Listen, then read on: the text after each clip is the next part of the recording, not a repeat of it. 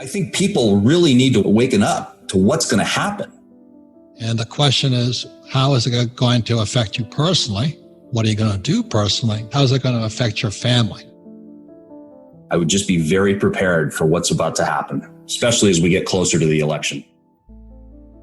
It's going to be like an asteroid hitting planet Earth.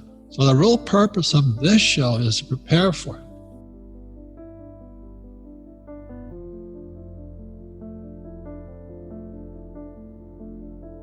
The problem is most people are like deer in the headlight, right? They're just, no, it's going to come back.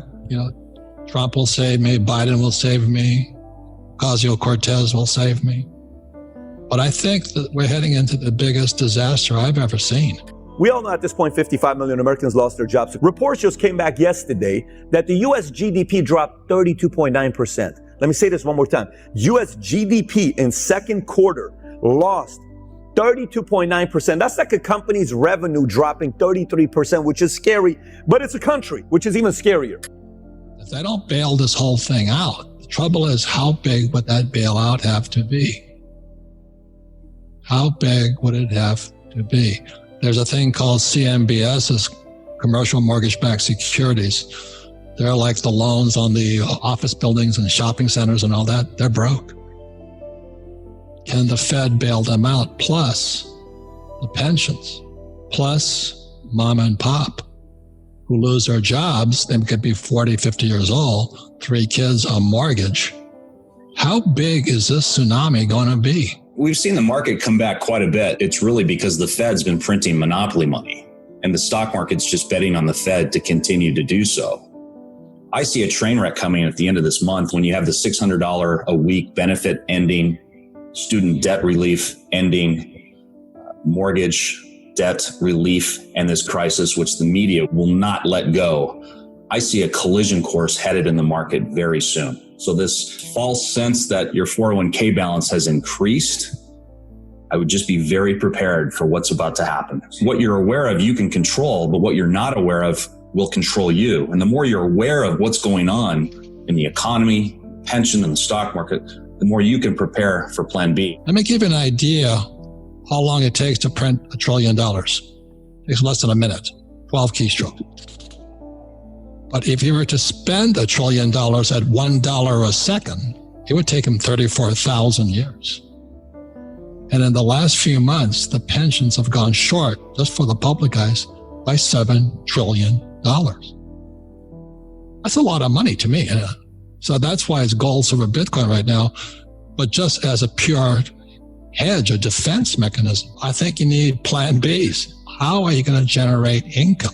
Really, it's time to be more creative and figure out how you can generate more. If you were in a certain industry, you took a big hit, you're not to blame, because who the hell was under the impression we're going to be told to not go to, kids cannot go to school and shut down industries? You and I didn't know that. We've never been through this before. This was the first time.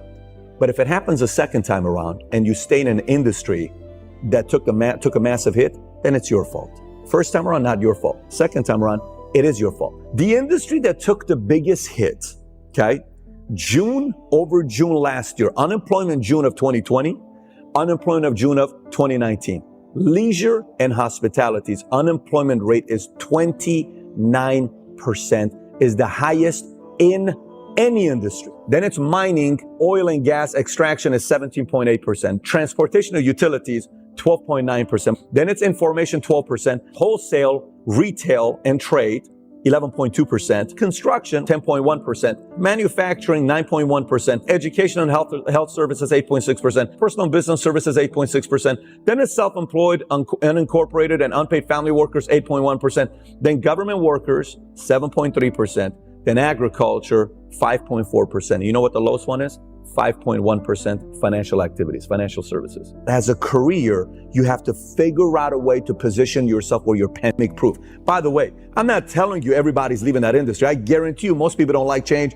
Most people like to stick to the same thing. Most people don't want to even see any kind of change, because as you get older, the hardest thing to do is change. You become this person that just kind of wants everything to be the same. You don't want that. But that's also a scary place to be. But if you look at these stats and you don't go study how they took big hits, why they took big hits, and how long it's going to take for them to recover, and you keep staying in that industry, and it happens to you again 5-10 years from now, you can't be upset at the government, you can't be upset at the economy, you can't be upset at a virus. The only person you can be upset about is your decision.